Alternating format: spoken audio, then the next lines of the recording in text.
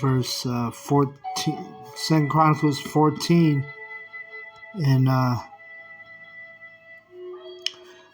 just read 11, where Asa was praying to Yahweh, for a victory in battle. And then it says right here in verse 12, so Yahweh smote the Ethiopians before Asa and before Judah, and the Ethiopians fled. And you know what I'm saying? When I read this, I had to, read the whole thing and say to myself, so did Yahweh smite the Ethiopians, or was it the army of Asa? So, I brought this precept because it tells you here what we just read. It says that, so Yahweh smote the. Let me go back to it so you can see it on the screen. 2 Chronicles 14, and let's see, 12. So Yahweh smote the Ethiopians before Asa and before Judah, and the Ethiopians fled. So when that specifically says Yahweh smote the Ethiopians, so I was wondering to myself, I said, well, shoot, did Asa and his army smote the Ethiopians, or was it Yahweh? And so I brought another verse to show you, because this said it was Yahweh that did it. So you have to understand it was more than likely the chariots that took care of those Ethiopians. It was a divine thing, a supernatural thing, something that people today nowadays wouldn't really believe unless you've seen a chariot for yourself. You probably don't believe in what they call UFOs. But you got to understand, those what you call UFOs. Those are the chariots. Those are the angels of Yahweh B'Shem Yahushai, and they're capable of killing people. And especially in these biblical times, people will say, "Oh, well, there's there weren't no chariots or there weren't no UFOs in the biblical times, or they would have mentioned it." But see, they don't have the word UFO when the scriptures were being recorded. So they used different similitudes or metaphors or parables to describe those vehicles, those heavenly vehicles. All right, because I have this account here in 1 Samuel. Because remember, it said Yahweh smote the Ethiopians, but if you go to 1 Samuel 30 and 15. It says this is a different account of a war between the Israelites, and in this case it was the Philistines, right? Let me see.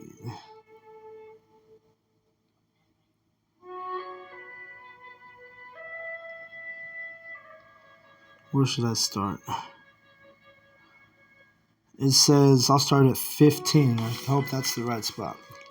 But it says, and David, this is talking about King David, said to him, canst thou bring me down to this company? And he said, he's talking to, wait, let me move down more. Okay. I'll read from 16. Same type of thing. Israel's about to go to war. But in this account, it says that David was the one who smote them. In the other account in Chronicles that I'm reading, 2 Chronicles 14, 12 to be exact, it says Yahweh smote the Ethiopians. And in this case, let's read it. Verse 1 Samuel 30 and 16. And when he had brought him down, behold, they were spread abroad upon all the earth, eating and drinking and dancing, because of all the great spoil that they had taken out of the land of the Philistines and out of the land of Judah. I'm sorry, this is the Amalekites that David smote, okay, not the Philistines. It's because Amalekites, they had taken spoil from Philistines and Judah, which Judah would have been Israelites, Philistines would have been those Hamites, like those Africans. Like Goliath was a Philistine, all right? He was a Hamite. The Canaanites, also known as in the scriptures. Okay, 1 Samuel 30 and 17. And David smote them from the twilight even unto the evening of the next day. So see how it says David smote them. It doesn't say Yahweh smote the Ethiopians. So you have to understand the account of war and battle and those Ethiopians being smote, being smited, however you want to say it, which that means being killed, was was divine. It was the chariot, all right? Because the chariot, when you read these scriptures, the chariots were there. They're there. Well, let's read it real quick. Psalm 34:7 says, "The angel of Yahweh encampeth round about them that fear him and delivereth them."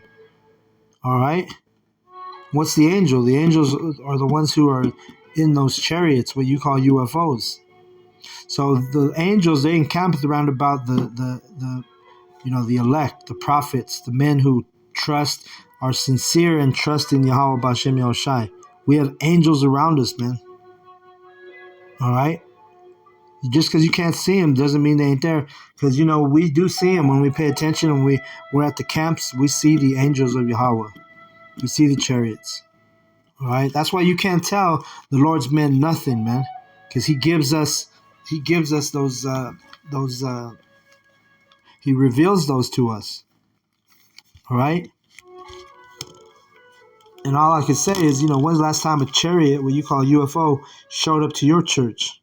And the answer is never.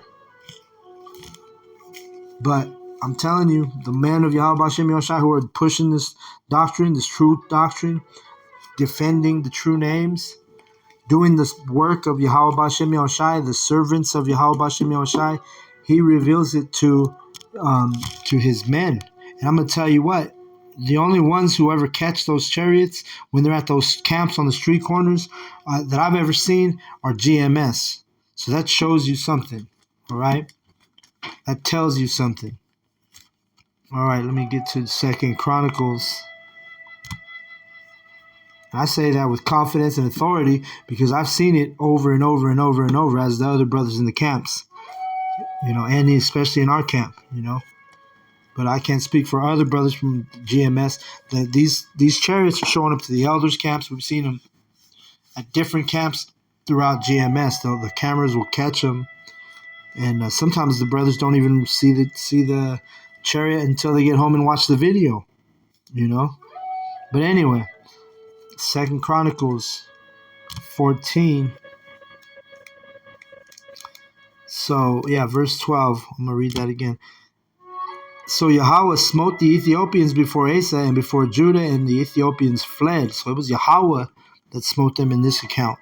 The other account with King David, that was King David smote them. Told you that. And it's in the scripture. That's what we read. Okay.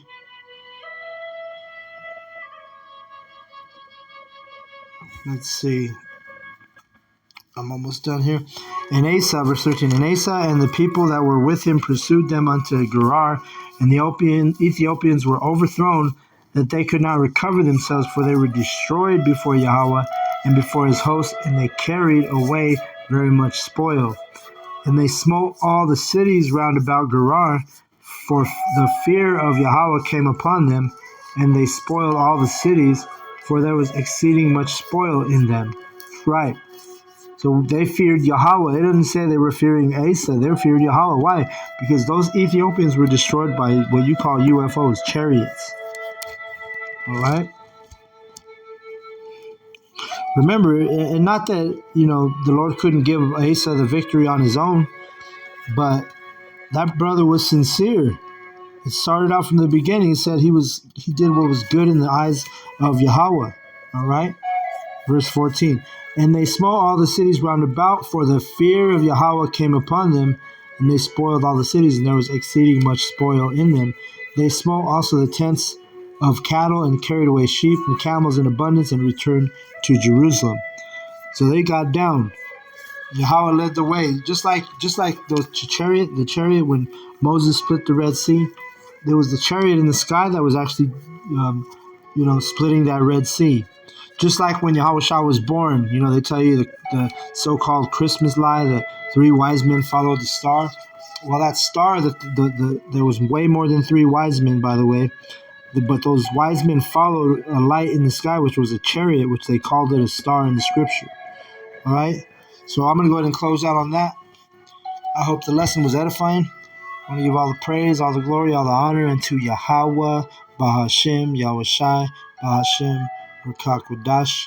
Double honors goes out to the elder apostles of Great Millstone for teaching me the truth. Also, want to acknowledge all the Akim, pushing the truth with sincerity throughout the four corners of the earth. Shalom to the elect.